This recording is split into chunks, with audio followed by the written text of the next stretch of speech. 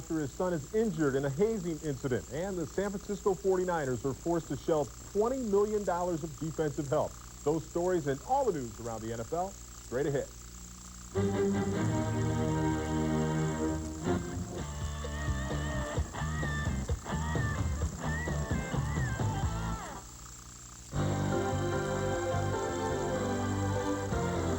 ESPN welcomes you to the following presentation of the National Football League. We're playing Indianapolis Colts right now.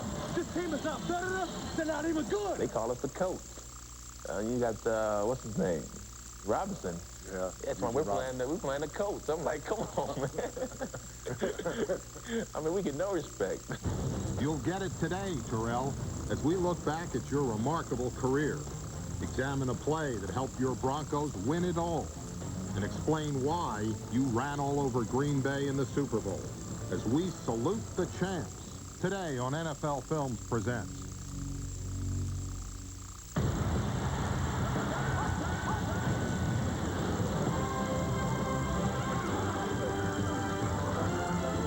Hold on to your seats for this play, folks.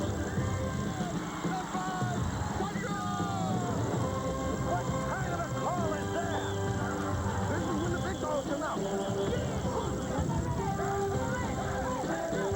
This one for John.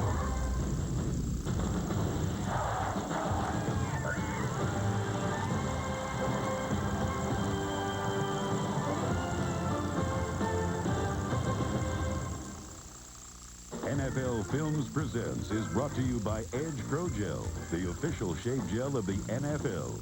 Edge Pro Gel. Lose the phone, save your skin.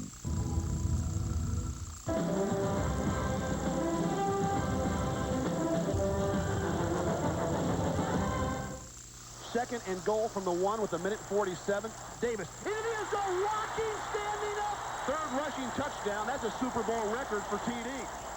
After the game, you went to, how long did you party? I didn't. I was exhausted, man. I came back to the hotel room, and all I want to do was watch highlights. They weren't showing me any highlights after the game. And I'm sitting flicking through every single channel, like, because, you know, and I'm like, they're not even showing the game. It's one of those things where you just want a big game, and you want to hear about it. You want to make sure it's true. Forgive Terrell Davis for thinking it was all a fairy tale. 3 years ago, he was the 21st running back selected in the draft. The next thing he knew, he was running in sync with John Elway and running away from everyone else. Off to Davis. He comes to the strong side. Cuts back to the middle. Bounces the ball. It's a clear. Only Eric Dickerson and Earl Campbell rushed for more yards in their first 3 seasons than Davis. His statistics and his popularity keep soaring. I check in at the hotels and assume names. You do? Yeah. Like, what would you use? I can't tell you. We have one or two?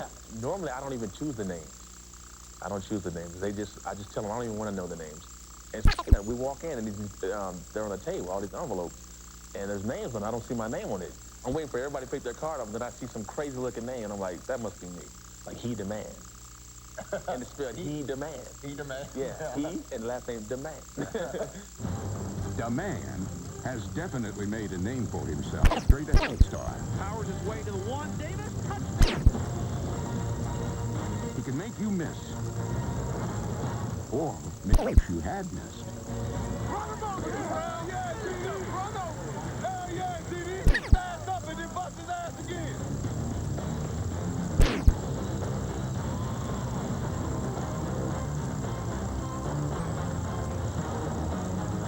Cuts back middle, big hole, Davis 5.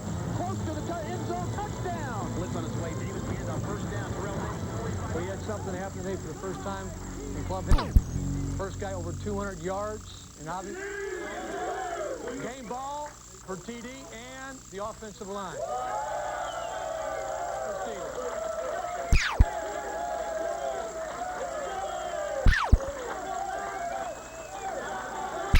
What's the salute? How'd that... It started back in camp. We were sitting there, a bunch of running backs. We were thinking about it. So you know what? The running back position is the toughest position in football. You're asked to do a lot of things. You're asked to block. So you have to be somewhat of a lineman. You're asked to read the blitz and read the defense. So you're kind of like a quarterback. Hey, do you see TD what he did? On the last one? Yeah. play. He saw Wilson. He knew you couldn't pick it up, so he went weak to pick it up.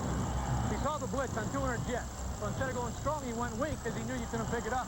You asked to catch the ball, so you're like a receiver. Davis is at the 5. Touchdown. Standing up goes Terrell. And you have to run the ball, so you're running back. Running back for an athlete out there. We were actually doing like, what a war, it's soldiers. It's going to be a war out here today. Think my soldiers are ready to fight? Gotta go. What you gotta do? You know, one day we were messing around, and I just kind of did the salute, and we were like, okay, every time we score, we're going to do the salute. You know what? Everybody's getting a salute. Go ahead, TD. Let's see that salute. Davis is saluting anybody that wants to salute him. I get saluted on the streets more than I do from the team. What do you mean? People don't even know. They're like, oh, yeah, the salute guy. Hey, everybody wants to do that to me. So every time they see me around, they want to salute me, and that's kind of cool. Indeed, everyone wants to pay tribute to Terrell. And there are many reasons to salute. But perhaps he deserves the most credit for the way he has overcome migraine headaches, a disease he has fought since. The first time he suffered a migraine in the NFL came in 1996 against Tampa Bay. Can't see, can't focus. Are you all right? Getting better? Davis missed a quarter of action and then returned to rush for a then career-high 137 yards and score the game-winning touchdown. To the end zone. Touchdown. Denver's ahead. Hey, did y'all see Terrell Davis? Migraine headache. Come back. The boy got hard. Good job, TD. In Super Bowl 32, Davis again would have to battle a migraine. Now, it's a Super Bowl. What were you thinking when you realized here's the biggest I'm game thinking, of my nah, career? this is the wrong time. I took an entire year, and here it is, Super Bowl Sunday, on this huge stage, this huge platform, you know, win this big game, and a migraine comes. I'm like, this is the wrong time. Terrell Davis is on his knees, and this would be bad. Costing the Broncos. What did Mike Shanahan tell you? I don't think he wanted to hear that. I didn't see Mike, but just from watching the film, I can see Mike's like, you know, he's a little upset. Got a migraine going. He's right now. We got the medication in him, and he should come back real quick. Well, what did you think when you couldn't see, and didn't he come up to you and say, well, hey, Yeah, tell me to go back in the game. But it was a play that we run all the time. It's a play-action play, and it's on the goal line. If I'm not in the game, then he felt that the defense wouldn't have believed that we were going to run the ball. You can't see. What's that? You can't see.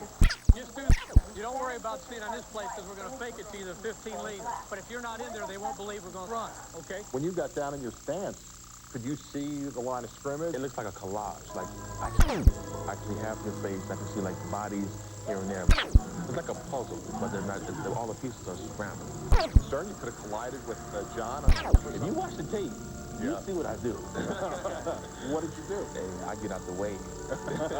Play fake. Elway rolls right. He can roll. Davis and others can joke about his migraines now. Now, have you ever said to a woman, not tonight, baby, I got a headache?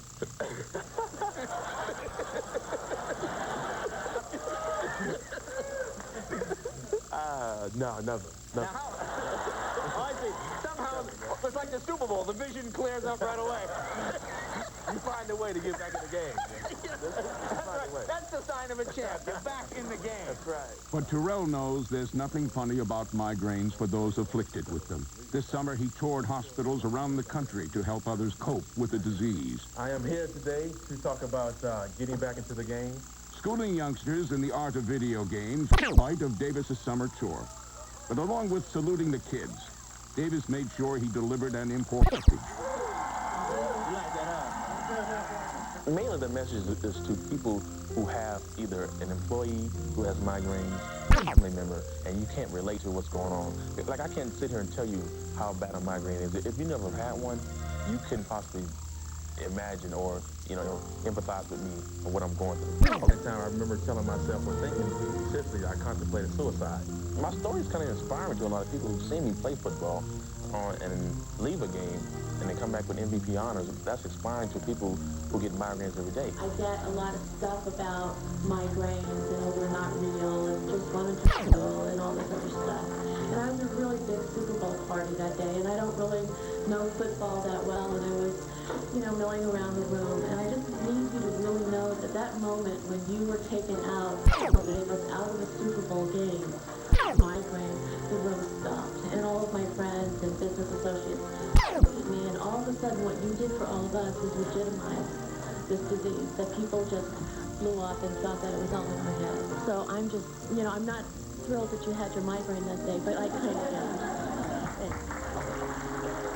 Off and on the field, Terrell Davis has done some amazing things in his first 3 NFL seasons. And for that, he deserves a salute.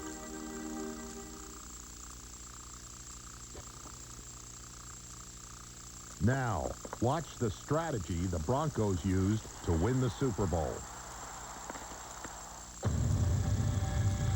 In San Diego, much of the pregame attention focused on Green Bay defensive tackle Gilbert Brown. Many experts believed he was the Packer that Denver had control to run the ball effectively.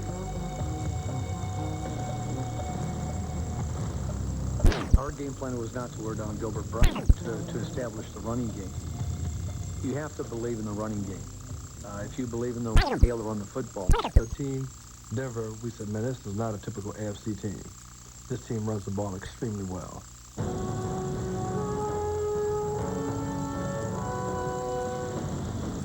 What's important to remember is that the twin pillars of the Broncos' running game are the stretch play and the toss play.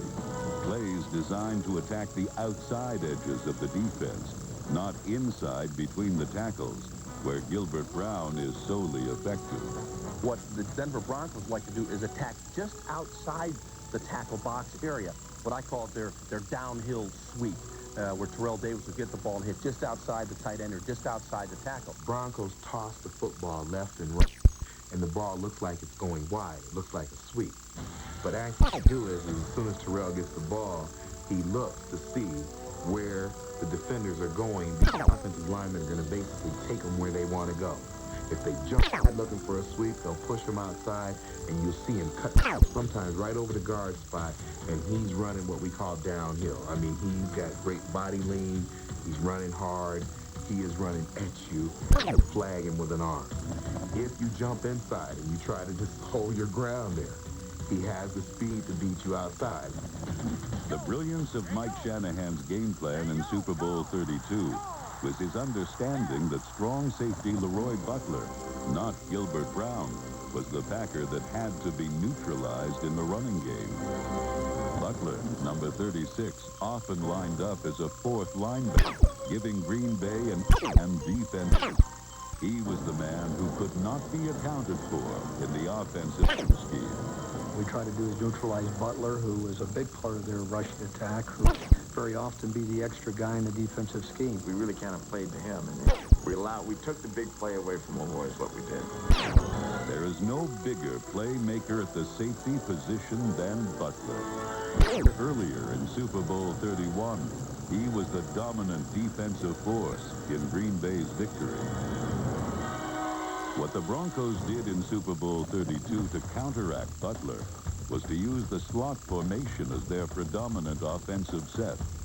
You see wide receiver Rod Smith on the outside, wide receiver Ed McCaffrey in the slot on the same side as Smith, and tight end Shannon Sharp on the other side. The more conventional version would have a wide receiver on each side. Here's Butler, 8 off the line of scrimmage. The key is Sharp. His unique ability as a receiver demanded that Butler, arrowed here, match up in the passing game. And to prevent Sharp from playing a big play down the field, Butler had to play off the line of scrimmage. The Broncos made Butler account for Sharp in the passing game. That dictated favorable matchups in the running game. You can't just throw a linebacker out there on him. He'll eat him up. And you don't want to waste a corner on him because there are other receivers. So you have to take your who has those corner skills in that spot. Well, when you've done that, you've isolated your biggest playmaker. And so by formation, you just eliminate him.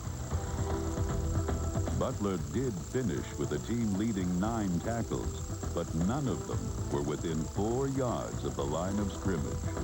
They're not a slot team. They're very creative. I thought that they're running so much, I see them away from our sprint.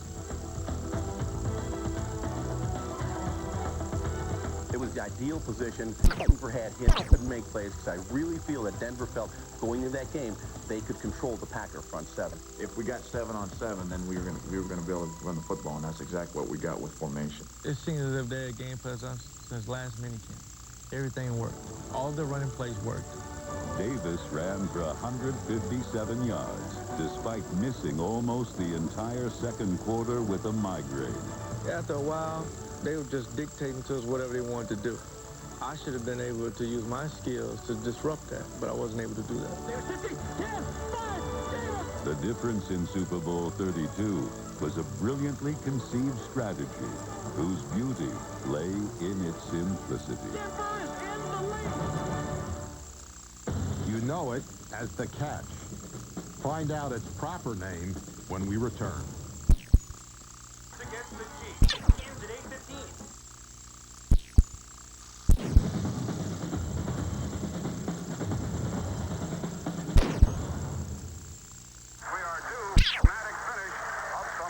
Late in the 1981 NFC Championship, the 49ers trailed the Cowboys 27-21. It was 3rd and goal at the 6. Head coach Bill Walsh faced a situation, and the 49ers scored the game's first down on a play called sprint right option. Now, with a berth in Super Bowl 16 at stake, Walsh once again called sprint option. He's going to break up in the corner. Okay, you got it? Dwight will clear it. Okay. As soon as you see the angle he's breaking, then just drop the ball up there. If you don't get what you want, you'll just simply throw the ball away. Okay. You know what I mean? Hold it, not hold it. If you're ready to go to Dwight, you got it?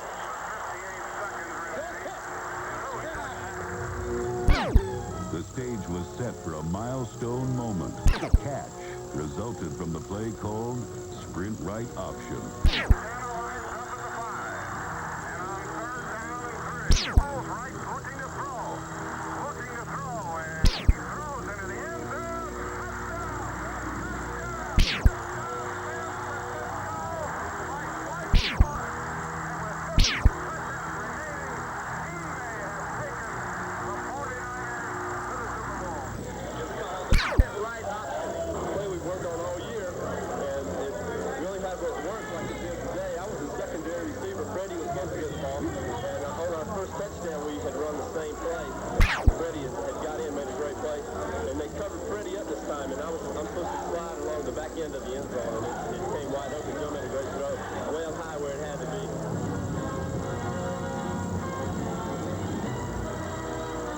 That was the final outlet for Joe.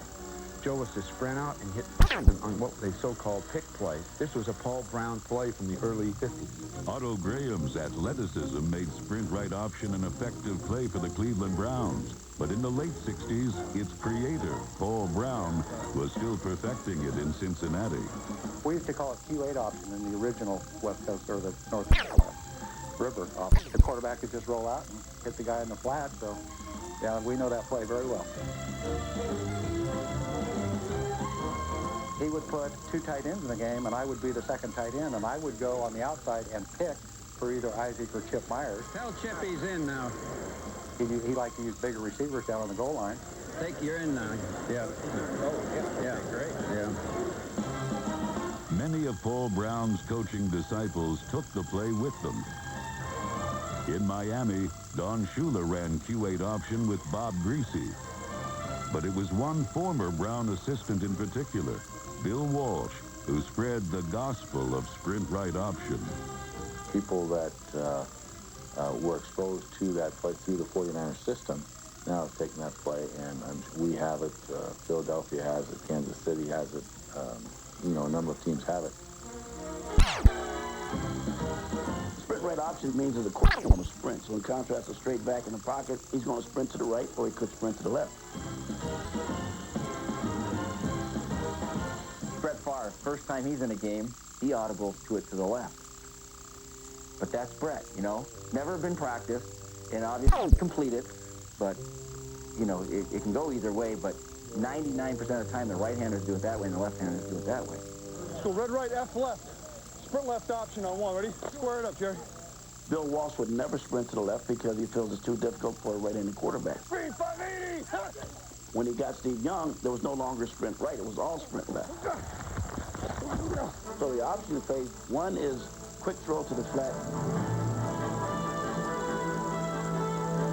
Two is to run.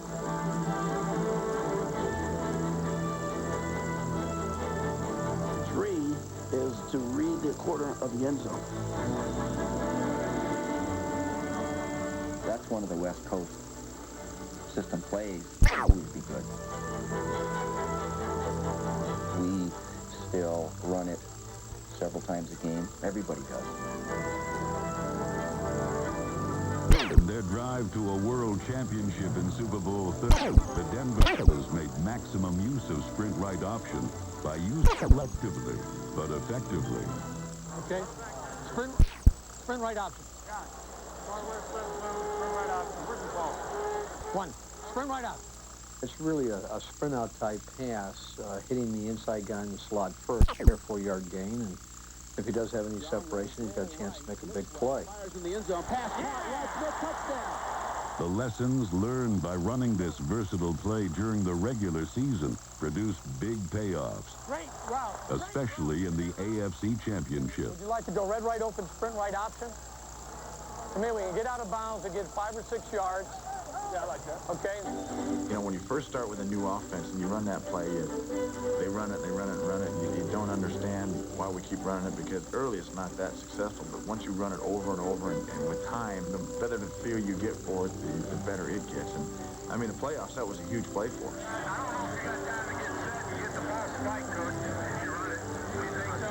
Let's go. Ran it 2 times in a row down there. Scored against Pittsburgh on it.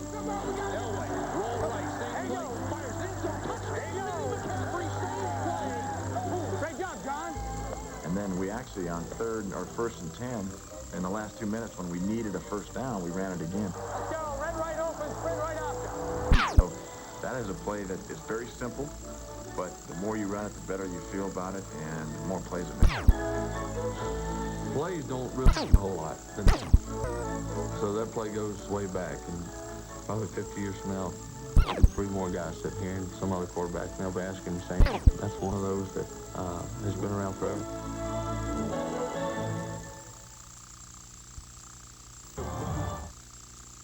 We can't stop a pass or a run. Otherwise, we're in great shape. For years, they provided a lot of laughs, but few wins. They're a threat to win the Super Bowl. Warren Sapp, Wired for Sound. About as dumb as a box of rocks. Tony Dungy's NFL Odyssey, and the McKay family's ties to Tampa. It's the Bucks then and now. Next week on NFL Films Presents.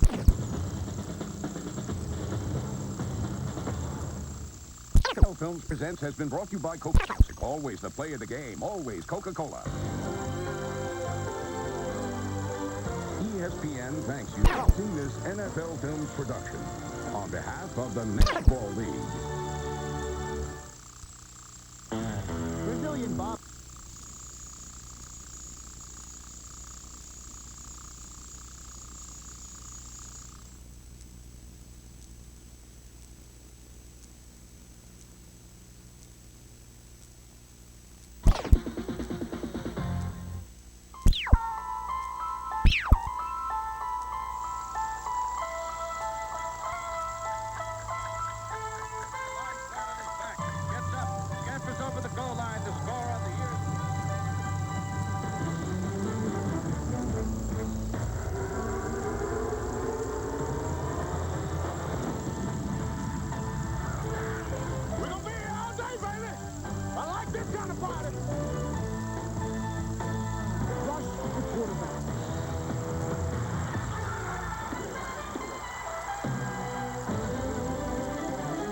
NFL's greatest moments, boots, shots. They began in the legions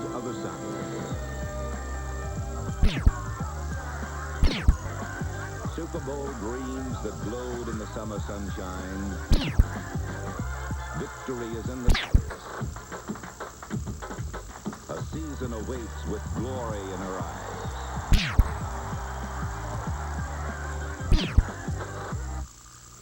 The greatest moments in NFL history have come when long shots come up big, like the Philadelphia Eagles in 1960.